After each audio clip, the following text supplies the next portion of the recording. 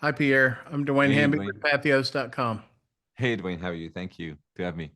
Hey, it's great to speak with you. Was really excited about seeing Bad Guys 2 because we loved the first one so much. It's not always easy to adapt, like a beloved series. So, when you first were approached with it, what were some of your thoughts? What was the thing that kind of hooked you in? For the first one? Yeah, Yeah. the first one, and then leading And the into second this one. one. Yeah, Well, the first one, uh, I think I was hooked the moment I saw the cover of the first book, because it was such a clear concept that resonated with me immediately. So Aaron drew that, you know, series of like four characters: the big bad wolf, and the shark, and the snake, and a piranha in suits, and they're literally gangsters. And I was like, oh my god, it looks exactly like Reservoir Dogs and Tarantino, and just with animals, which is so lending itself to animation, the medium of animation. And I've never seen anything like this. And I want to see them drive a car and just robbing a bank, and they're cool. But then I opened the book and I realized, oh, these guys are actually trying to become good guys, but they're really bad at it. And I was like, my god, this brilliant concept. So that yeah. really drew me in. Turns out, the producer of the developing this was my friend Damon Ross, and we were working together, and he had a script, and that's how it started. The idea of doing a heist movie in animation, just borrowing from Tarantino Ocean 11, that was super fun. So cut to today, where we just releasing the second one after the success of the first one. And I think what drew me to the second one was just the amount of fun we had making that first film, and then the realizing that people really love these characters and really love to see them evolve because they are speaking to them. Everybody loves a good redemption arc, a redemption, character story.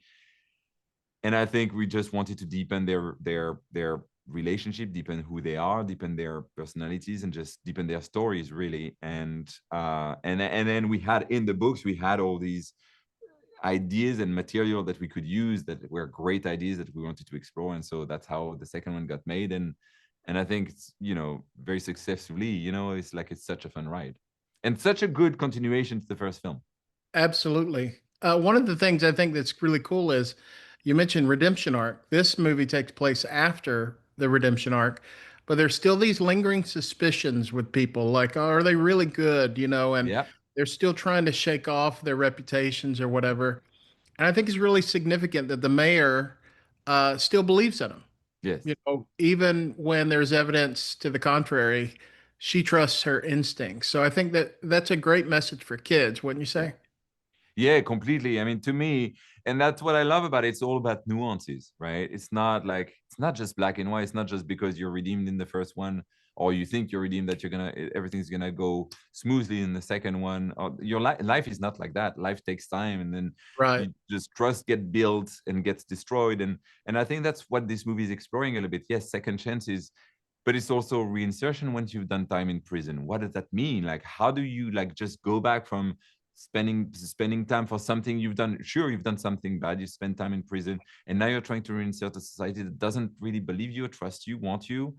And that's something that we're very excited to explore, because there's so many like nuances that we all experience in our lives every day, or at some point in our life we're going to experience something like that, where someone is going to judge us for something we did or didn't do, and we're going to judge ourselves for that same question, the same reason, and we'd be like, oh, how do I fix this? And I think all these questions are so interesting. Second chances, and then but then at the same time you have to have hope. At the heart of it, you have to have hope that things get better, that you will get through it.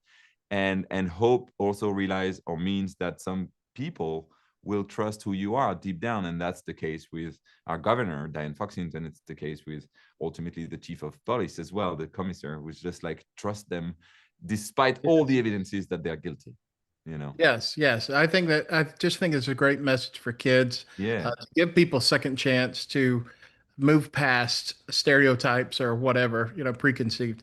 It's a pleasure talking to you today. And I noticed in your resume that you did worked on Rise of the Guardians, which is one of my favorites. I Oh, watched Shipping really? My Girls years ago. It's such a great movie. Both of these, all three of these that we've talked about are great movies. Thank you. Awesome. Thank you, Dwayne. Thank you so much.